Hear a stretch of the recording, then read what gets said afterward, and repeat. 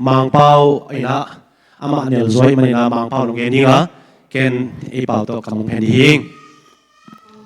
So today I'm gonna give a testimony about my vision from God through a dream. Tunia nuti kenga te chipan na kong nei inga hi le sun mangong musak tu hi. So around the end of March last month, I had a dream that truly stayed with me. Mars khatop lamina to bangina khabai kwanina hi bangina sun mang hoi ma khat kamang mata tua kamanga bangom hiya mi chile tua kamang sunga ke pasyan patina lapu lamakai la worship makai kana ding hi la pasyan kana phathi. In that dream, I had my hands lifted high and I was completely caught in the presence of God. Tua kamang sunga pasyan bia ina worship makai ding ina kahut sang thei bang pena lam toila pasyan ongom pina pen kamang sunga ka khan ma hi. I was singing at the top of my lungs. I was feeling every word, every lyrics, like the songs were coming straight from my heart to His. Kalau sinai ting ka oleh ting ina pathei takila pasien phatin late sai na biak pena kania tang takila pasien ma to ke ma to kizom ina nak takila to pa ompi na pen khau takila kanga hi.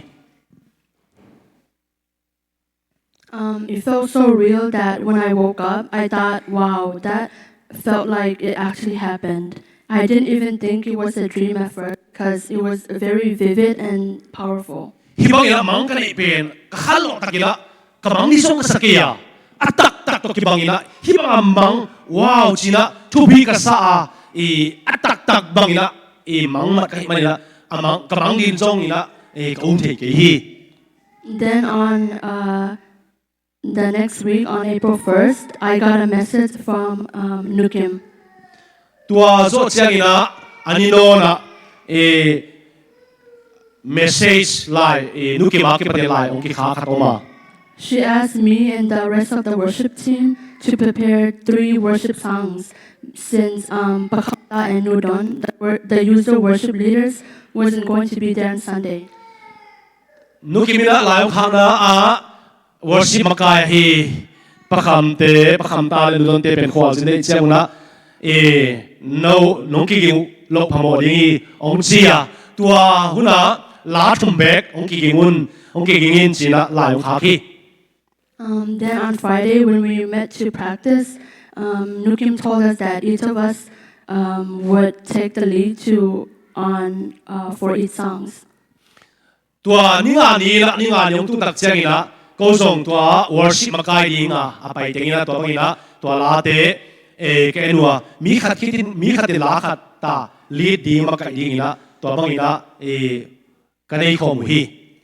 At that time, I didn't even think about the dream I had. I was just nervous and focused on how I was going to lead worship since it was a big step for me and I didn't want to mess up.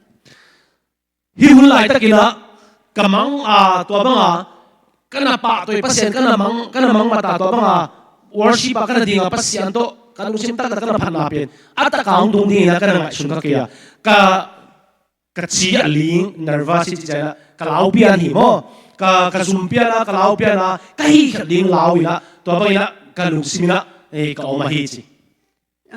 Then Sunday came. As we began to sing and worship, everything about my dream started coming back to me. The hands raised, the songs, and the presence of God. And in that moment, it hit me. This is what God was showing me in that dream. He gave me a vision before it happened of what He was preparing me for. Praise the Lord. Amang mat pen atak takina nipi tak chiang na worship to bangina makaina kom tak chiang na khaki khatina la makaina kom tak chiang na to kamang bang to kibang maina nak tapi takina pasyan pina katanga to khasyang thom pina katanga to kamang to kibang maina nuam takina swata takina pasyan to muna kamang bang bangina kabia nuam kasa to bang kamang ka namang wat atak ang tung hi ka siya. That experience taught me something powerful. God really does go ahead of us. Sometimes we don't even realize He's preparing us until we're standing right in the middle of it.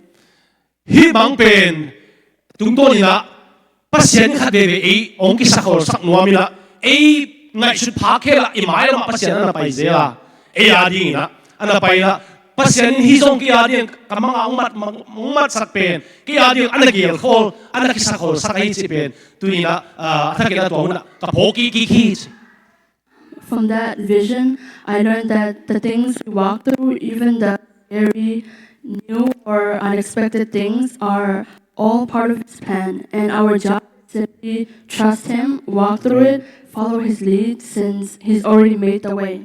inun tak nga sunga to bang ma ina khat ve lampi hak sa te ya kong ko chik tia nun tak na hak sa pi pia lampi te i pai zela ai hangin to pen pasien ina ama imuan thi na ding ama a eking ak thi na ding na to pain e ben ong sek se kana hi so hi. That dream to me wasn't just a random thought. It was God speaking, and now I know, even more than before, that He is real and that He's guiding every step.